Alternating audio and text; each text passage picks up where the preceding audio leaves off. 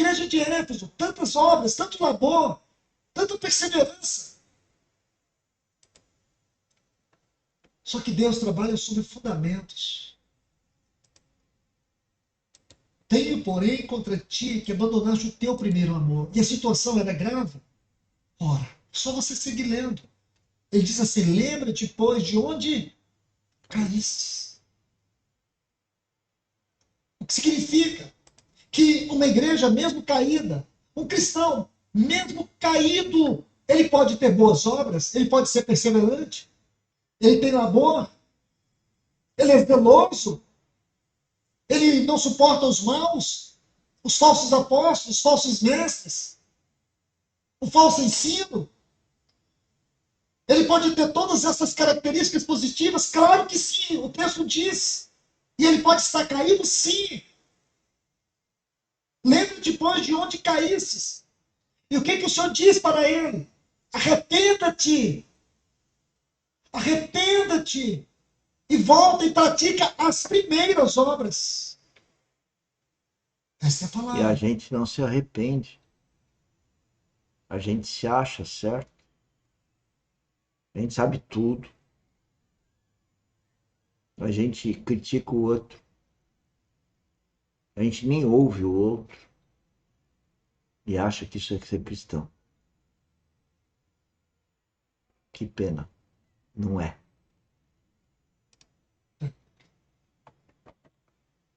Que o Senhor nos ajude, meus irmãos e irmãs. Que o Senhor nos ajude. Isso é muito sério.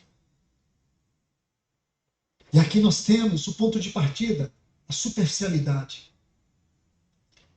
E o triste da superficialidade é que pode se tornar um estilo de vida cristã.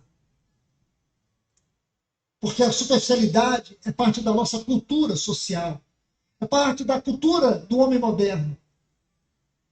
A superficialidade. Relacionamentos superficiais. Hoje tudo se dilui com muita facilidade. Superficial. É ser politicamente correto. É falar o que agrada ao outro. É não falar a verdade. É falar politicamente correto. O que o outro quer ouvir? Só para ser bonitinho pro outro. Isso é falso. Isso não é cristão. Cuidado com a armadilha do inimigo. Ele é sutil. Ele é ardiloso. Veja que ele conquistou a mente da Eva, consequentemente de Adão, onde que eles não tinham problema nenhum. Eles tinham tudo. Só tinham os dois. E a natureza. Eles conseguiram ser enganados. E depois tentaram mentir para Deus. Aí, uma carinha que parece que eu tô alegre, mas eu tô chorando. É uma forma de expressão. A minha alegria está em Cristo e eu choro por ver as pessoas não reconhecendo as coisas que a gente fala aqui. Já há 2 anos, mais de 2 anos. E com que a gente tem convívio com elas. E elas insistem. Não se arrepender. Sabem tudo, mentem, enganam e não percebem mais, eu acho, que estão mentindo e enganando. Não tem mais discernimento.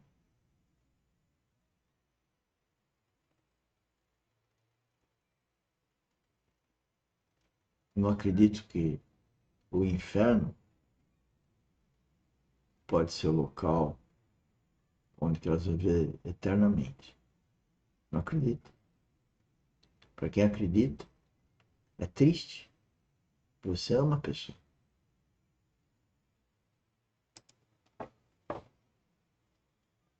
A definição de amor hoje é que o amor é eterno enquanto dure.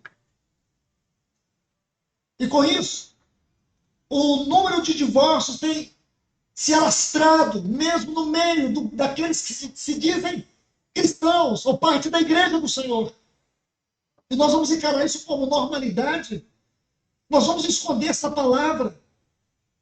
Não, irmãos. Deus nos trouxe aqui nesta conferência para nos falar face a face.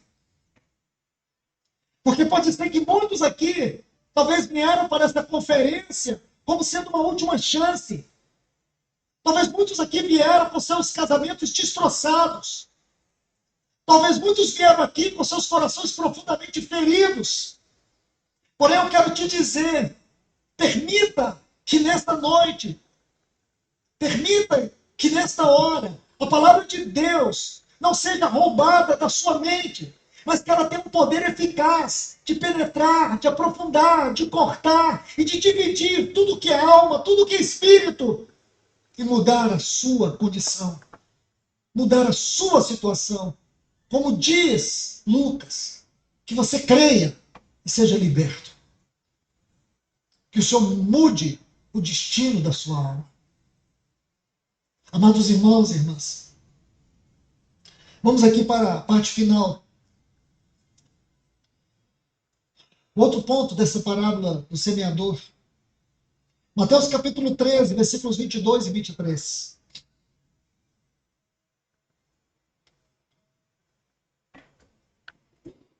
Mateus capítulo 13, versículos 22 e 23. Diz: o que foi semeado entre espinhos é o que ouve a palavra. Porém, os cuidados do mundo e a fascinação das riquezas sufocam a palavra e fica infrutífera.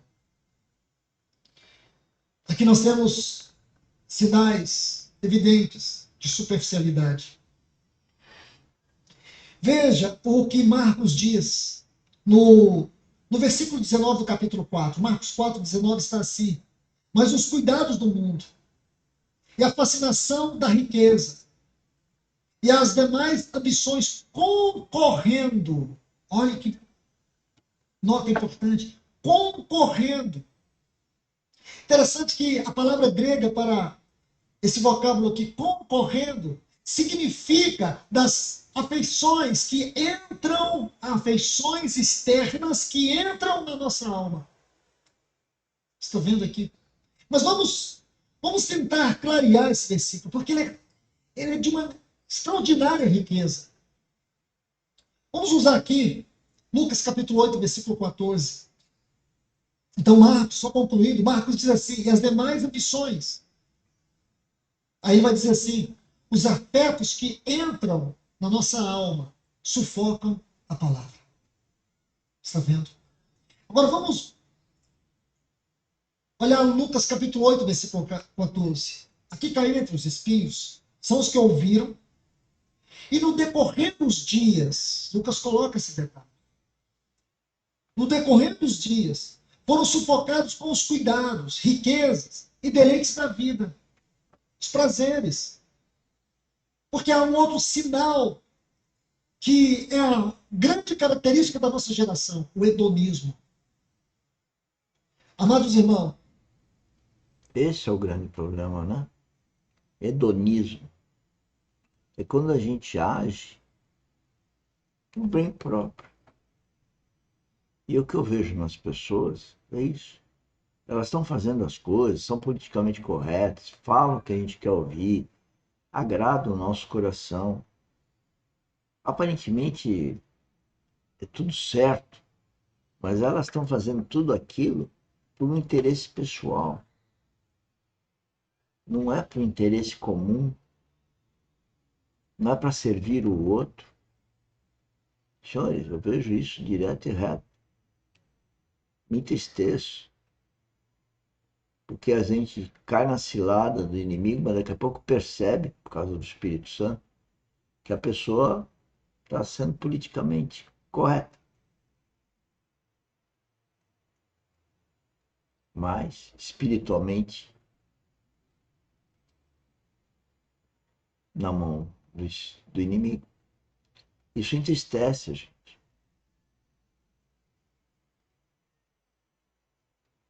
Muito. O inimigo nos pega também nesses diálogos que temos, porque a gente percebe a coisa e quer meio pegar no pescoço da pessoa para ela ver o que nós estamos vendo, mas ela não vê.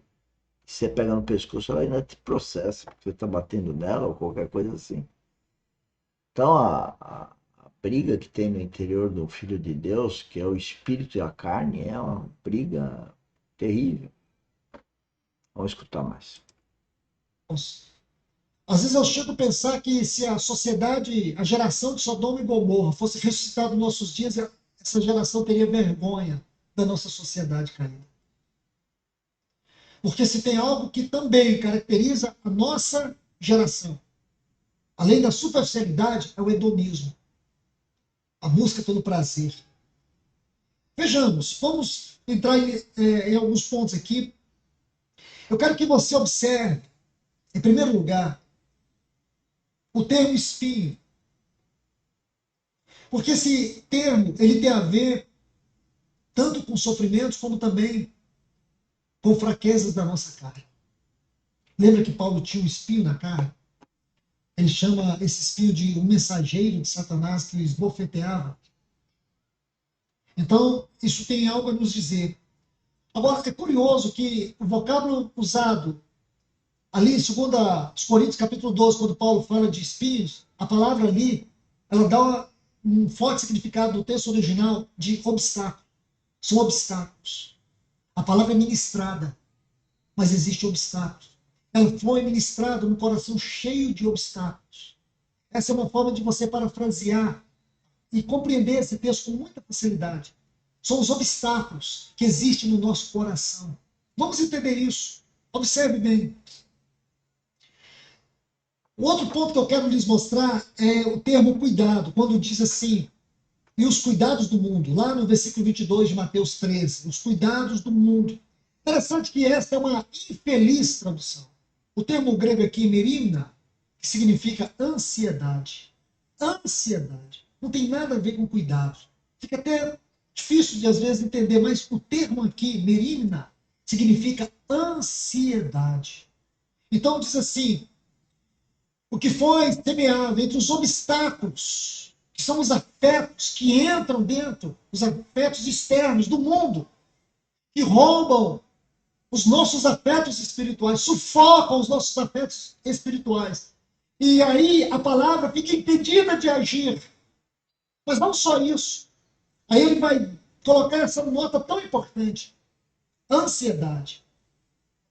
Eu creio, irmãos, que existe um grau de ansiedade que é inerente à nossa própria natureza humana. Mas eu não estou falando disso e creio que a Bíblia não aponta para esse caminho. Aqui fala da ansiedade como um transtorno na nossa mente, no nosso coração. Aquilo que acelera o nosso pensamento. Aquilo que rouba a nossa segurança espiritual. Aquilo que impede a fé de agir. E você não consegue descansar. Você está vivendo uma terça-feira como hoje, mas a ansiedade te leva para sexta-feira. A ansiedade está te levando para quinta-feira. Você já está vendo o problema acontecer. Você já está vendo a tragédia diante de você. Você... Eu vou parar aí, porque é isso exatamente que eu acho que está acontecendo, ou estava acontecendo comigo. A gente está vendo a tragédia acontecer. Mas não adianta ficar ansioso. A tragédia vai acontecer. Então aqueles que não têm espírito vivificado, aqueles que não nasceram de novo, aqueles que não estão sendo guiados pelo Espírito Santo. Bom, esse é o nosso trabalho aqui. Peço para vocês compartilharem, para ver se conseguimos de alguma forma tocar corações por aí, e que esses corações depois nos mandem uma mensagem, nos ligue dizendo, olha, foi ouvindo as suas lives e ouvindo principalmente nosso preletor querido aqui, Luiz Fontes, que eu recebi o Espírito Santo. Vai ser uma alegria enorme tê-lo no reino conosco. E por isso que eu conclamo vocês virem trabalhar conosco. Porque esse trabalhar é muito mais profundo do que um trabalho natural, é um trabalho sobrenatural. Por isso que hoje eu tive que tomar uma decisão que foi difícil, mas foi em obediência. Porque eu sei que sem o Espírito Santo não dá certo. E não adianta eu querer dar pancada na cabeça dos outros para que eles recebam o Espírito Santo, que isso não está correto também da minha parte. Então é respeitar o outro, o momento do outro, para o outro poder ter o coração amolecido com as circunstâncias da vida e procurar a Cristo, a Deus, e ter a habitação do Espírito Santo. Uma boa noite. Amanhã, 10 horas da manhã, a nossa live sobre transformação da mente. Muito obrigado, uma boa noite e até.